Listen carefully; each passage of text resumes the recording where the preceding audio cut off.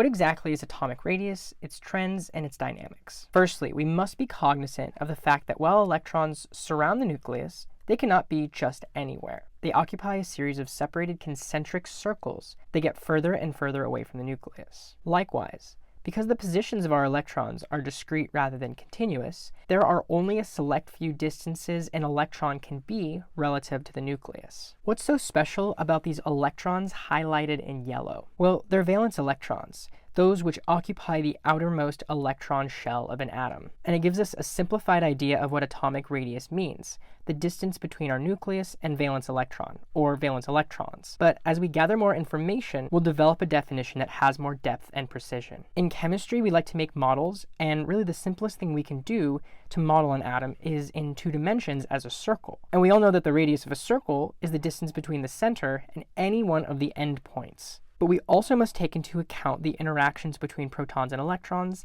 and electrons, and protons. But we run into a problem here. There's way too much going on right here. So we're going to simplify our exploration of these interactions by using the Bohr atom model, an intentionally boring model of the atom, which is simply just an isotope of hydrogen with 1 proton and 1 electron. It also happens to be the most common isotope of this element.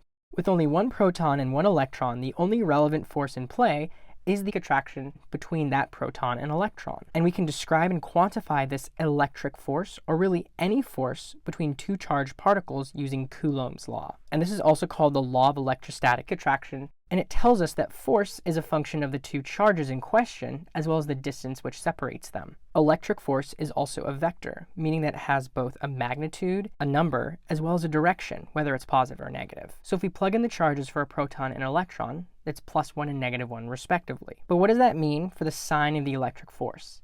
Is it positive or is it negative? Well, the rules of math tell us that it must be negative, because we have a negative divided by a positive times a positive. Hence why the forces exerted by the proton and electron on each other point towards itself. For example, this proton exerts a red force, a red arrow, towards itself, and vice versa. In a nutshell, a positive electric force is repulsion, and it's when you have 2 like charges, whereas a negative force, which we just saw, is attraction, and the forces are pointing towards each other. So if we put this all together, based on the magnitude of the force and the sign of the force, we have strong attraction, strong repulsion, or weak repulsion. Where does the force of a proton and electron fall? We know it's not going to be strong repulsion or weak repulsion because it's a negative force, so it's got to be attraction. But which is it? Is it strong attraction or is it weak attraction? Well, it can actually be either. It can either be strong attraction or weak attraction, as the charges are equal and opposite, because as long as they're equal and opposite charges, which they are, it can fall into either category. But what determines whether or not this force of attraction is strong or weak?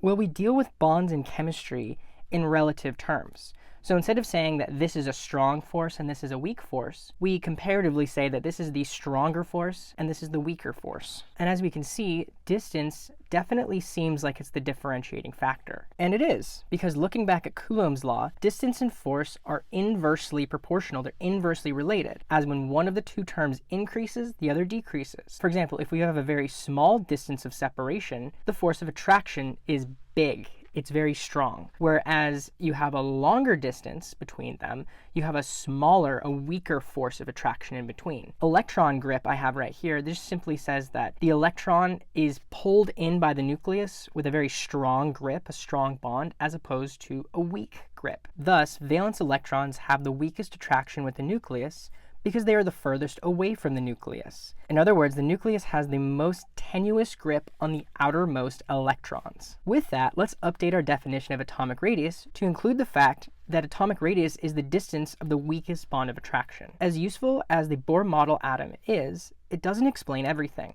So another dimension we must account for when discussing the size of an atom is shielding. Shielding is when electrons are competing for access to the nucleus.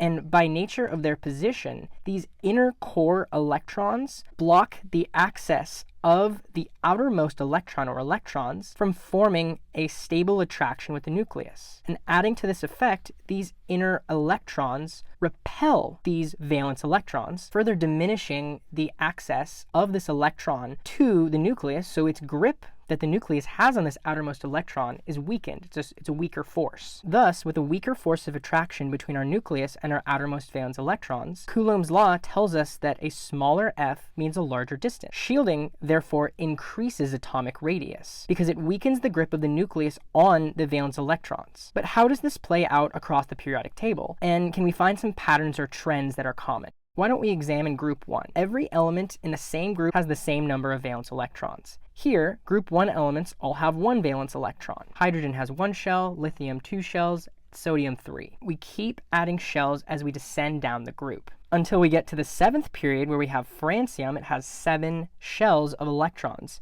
And you can see that with francium, there's a ton of separation between the outermost electron and the nucleus. Unsurprisingly, the more rings or shells of electrons that we have, the more shielding that's going to occur simply because there's more layers of electrons within to block the outermost shell from forming an attraction with the nucleus. Thus, because shielding increases as you go down a group, atomic radius also increases down a group. And this trend is consistent throughout most of the periodic table. So we can extend our definition of atomic radius to include the fact that it increases down a group due to shielding with added rings of electrons.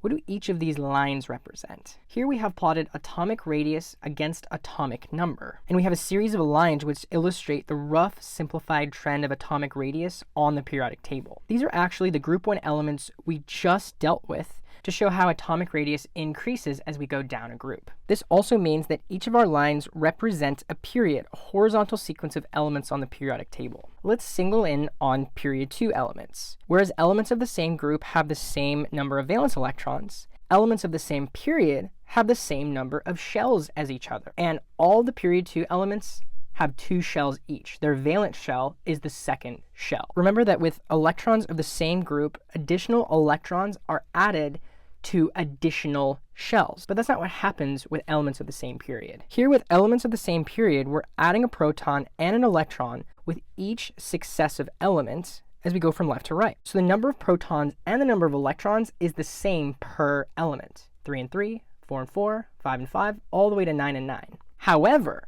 each additional electron that's added as we go left to right is added to the same second valence shell. Couple that with the fact that the nucleus gains positive protons as we move left to right, going from lithium all the way to fluorine, so the nucleus has tripled in positivity, and all the additional valence electrons are still in that same second shell away from the nucleus. Thus, the nucleus is going to be better, stronger in attracting these valence electrons closer to itself, and we call this phenomenon effective nuclear charge.